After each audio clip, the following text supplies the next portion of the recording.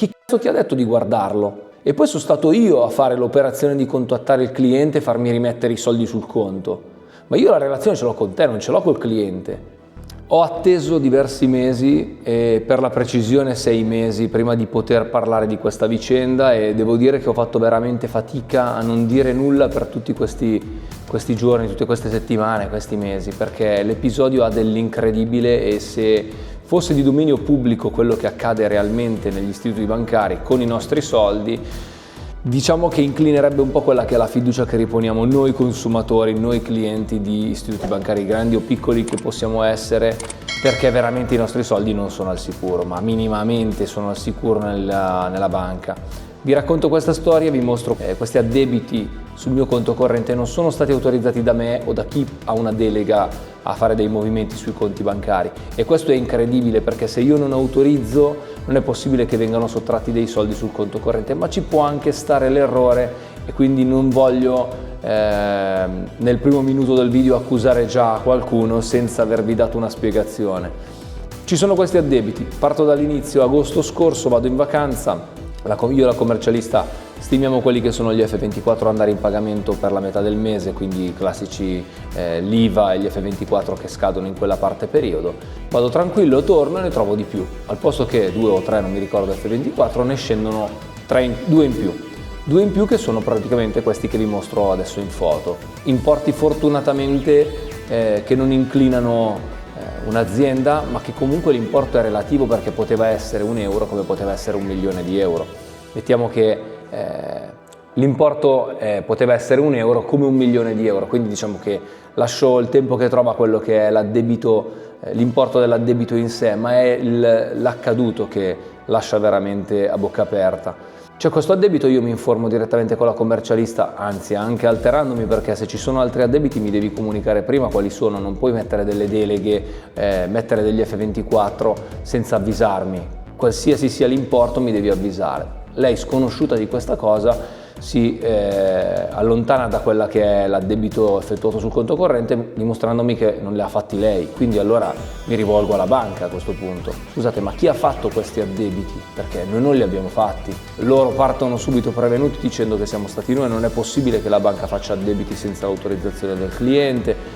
Al che allora chiedo informazioni con tutti i dettagli di questi addebiti. Mi danno anche fortunatamente il codice fiscale di chi ha immesso gli addebiti, che fortunatamente dopo un po' di ricerche scopro essere un mio cliente. Non lo contatto per tutte le ragioni che poi adesso vi starò a spiegare, ma soprattutto perché non volevo includere il cliente in questa vicenda, che io non sapevo quale fosse il codice fiscale. Sono stato solo fortunato ad avere il codice fiscale di chi aveva immesso la richiesta degli F24 tramite un portale esterno che consente ai liberi professionisti di inserire manualmente le richieste di pagamento degli F24. Non mi ricordo il nome del sito perché non lo utilizzo, io ho la delega, la commercialista fa tutto lei, però c'è anche chi invece alcune deleghe le fa in autonomia, quindi mette lui l'IBAN su cui appoggiare i pagamenti, gli F24 con i modelli classici per poter fare l'addebito, e va avanti in quel modo. Perviene, adesso vi spiego l'iter di come accade anche questo, perché non lo sapevo, ne sono venuto a conoscenza anch'io dopo questa esperienza. Vi spiego dopo. Concludo la parte di descrizione, che la banca si rifiuta di prendersi quella che è una responsabilità. Visto che vi gestisci il denaro, dovresti anche assumerti la responsabilità di definire quali possono essere le cause dopo un evento del genere. No, loro dicono che non è colpa loro, non hanno fatto loro, non è possibile che la banca autorizzi un pagamento del genere. Mi lasciano quindi fine agosto, settembre senza nessuna risposta, dicendomi che quelli sono F24, quindi di rivolgermi all'Agenzia delle Entrate. Così faccio, mezza giornata di appuntamento presa con l'Agenzia delle Entrate dopo svariate telefonate, quindi diciamo che mezza giornata fisicamente sono andato in Agenzia delle Entrate e faccio una bella mezza giornata insieme a loro, al che deve intervenire anche il direttore della filiale dell'Agenzia delle Entrate qui vicino a me per capire cosa sia accaduto, perché questi soldi risultano adesso sul cassetto fiscale di un'altra persona. Com'è possibile che scalano dal conto corrente di un cliente e vanno a finire su quello di un altro, quando io non ho nessun tipo di rapporto con questa persona, tranne che a un mio cliente? L'Agenzia delle Entrate comunque fa il possibile per farmi avere tutte le informazioni. Arriviamo al punto che loro non possono purtroppo far nulla, perché quei soldi ormai sono a disposizione del cassetto fiscale di questa persona. Mi comunicano però che ha dell'incredibile e di dover fare una denuncia immediatamente e rivolgermi a un avvocato perché la banca avrebbe dovuto dare immediatamente a me i soldi e poi fare le dovute ricerche, non io dover fare le ricerche. Non so se è chiaro che io da cliente mi sono dovuto sbattere, io non faccio né l'investigatore né il finanziere né niente di questo tipo, quindi io mi sono dovuto sbattere a trovare il personaggio che ha fatto l'addebito. Per fortuna loro era un mio cliente e per fortuna loro si è dimostrato poi disponibile, dopo vi spiegherò. Però ho dovuto trovare la persona, ho dovuto contrattare con lui per potermi far ridare i soldi. Che poi sia stato facile o difficile sono affari miei, non affari della banca, che era quella che doveva impegnarsi a recuperare questo denaro. Non mi fa sapere comunque per tutto settembre e già sono passati 1 mese e mezzo.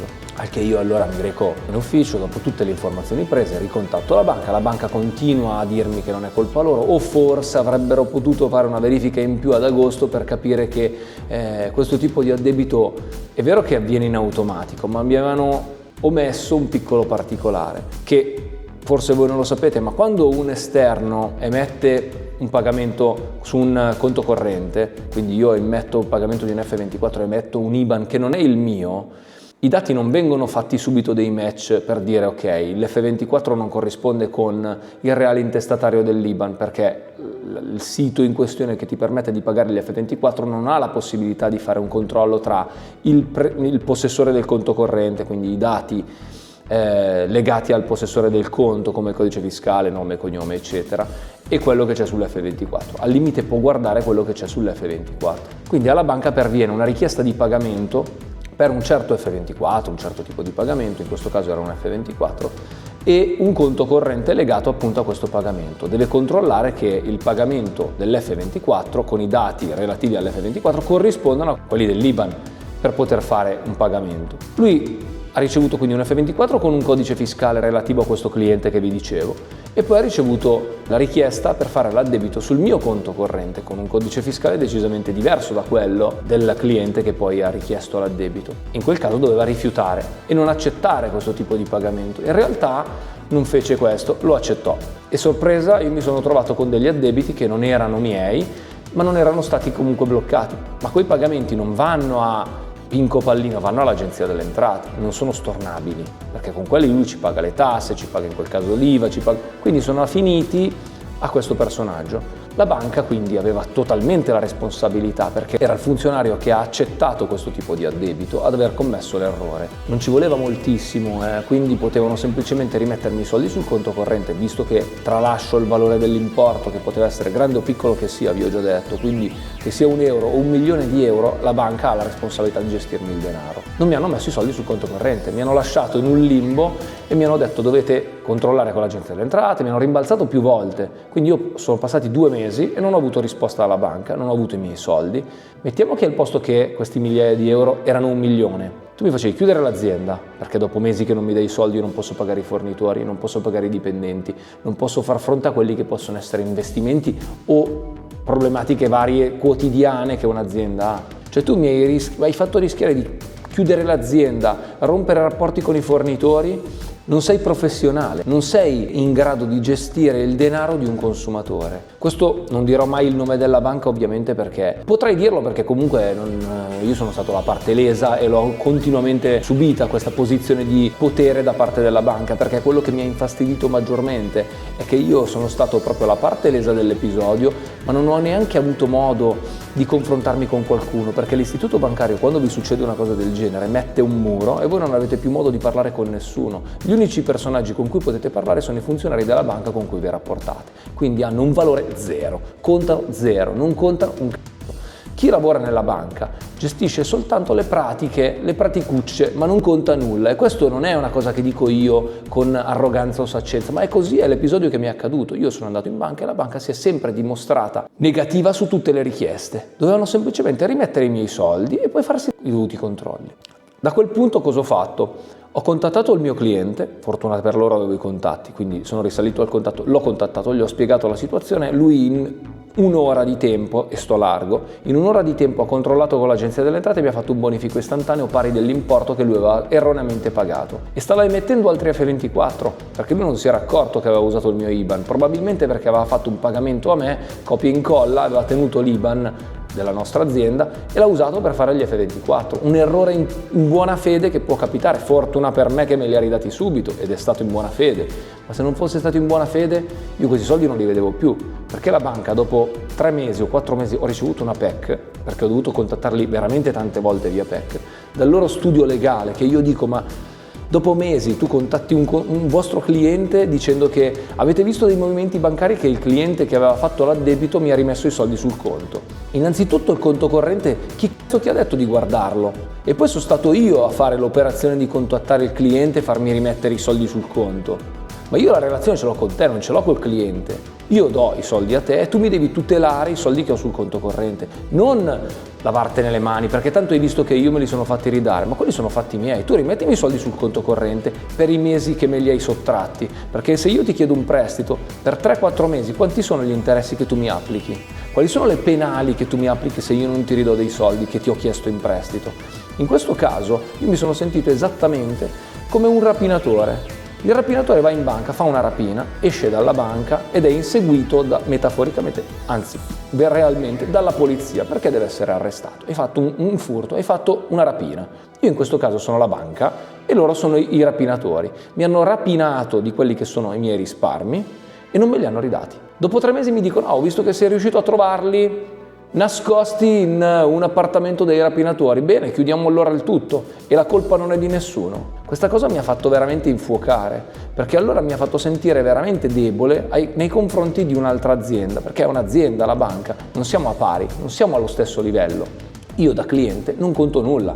Tu banca hai il potere di gestire i miei soldi, i miei risparmi e tutto quello che ne consegue. Perché ragazzi, parliamoci chiaro, l'importo era veramente... No, non voglio parlare di qual è la qualità e la quantità del denaro di questo episodio, perché poteva essere veramente difficile far fronte a un debito con qualcuno se non avevi quei soldi sul conto corrente. La disponibilità mi è stata tolta per diversi mesi e nessuno ha avuto la responsabilità, si è preso la responsabilità di gestire questo episodio. La colpa era del funzionario alla banca che ha sbagliato ad accettare. Succede, benissimo, a me non mi interessa, perché anche noi sbagliamo, ma io risolvo immediatamente. Immediatamente tu mi avresti dovuto rimettere i soldi sul conto corrente e fare le dovute verifiche. Non l'hai fatto e mi hai lasciato in gestione, a me personalmente, la risoluzione del problema. Cosa che io non sono tenuto a fare, non ho la qualità per farlo. Io sono un investigatore che vado in giro a cercare i soldi dai personaggi che mettono poi poteva capitare ancora, quindi è in balia del funzionario che in quel momento deve accettare gli F24, cioè i vostri soldi sono a rischio. Io posso emettere oggi un pagamento con un F24 e mettere un IBAN a caso e ne ho di IBAN a disposizione. Avendo un'azienda ho centinaia di IBAN di clienti e fornitori. Ne metto uno a caso con la speranza che venga accettato dal funzionario che sta dormendo in quel momento. Non so se vi è chiaro il valore dei vostri soldi a casa vostra e il valore dei vostri soldi in un istituto bancario, perché vi possono sparare tutte le cazzate che vogliono, ma non c'è più il rapinatore di una volta che entra con il passamontagna e il sacco col dollaro disegnato. Oggi il rapinatore può essere anche dietro il bancone che vi accetta il contante quando andate a versarlo o a prelevarlo. Quindi attenzione ragazzi, ho voluto raccontare questa storia e vorrei anche approfondirla adesso con qualcuno che ha voglia di fare 2 chiacchiere su questa cosa, perché poi ho scoperto tantissime cose ancora più gravi di quella che è capitata a me e i soldi sono spariti, cioè la banca non ha mai avuto la responsabilità di ridarli al cliente. Questa cosa non è legale, non è corretta, si chiama appropriazione indebita. Un legale mi ha consigliato di portare avanti la pratica, però siccome l'importo, purtroppo qui lo devo citare, l'importo è abbastanza ridicolo, non volevo mettermi contro un istituto bancario, però avremmo dovuto, cioè se io avessi avuto tempo e tanti soldi da spendere, gli avrei dovuto fare un buco di così alla banca, perché voi siete coloro che hanno la responsabilità dei miei risparmi. Ciao ragazzi, fatemi sapere se vi è capitata una cosa simile.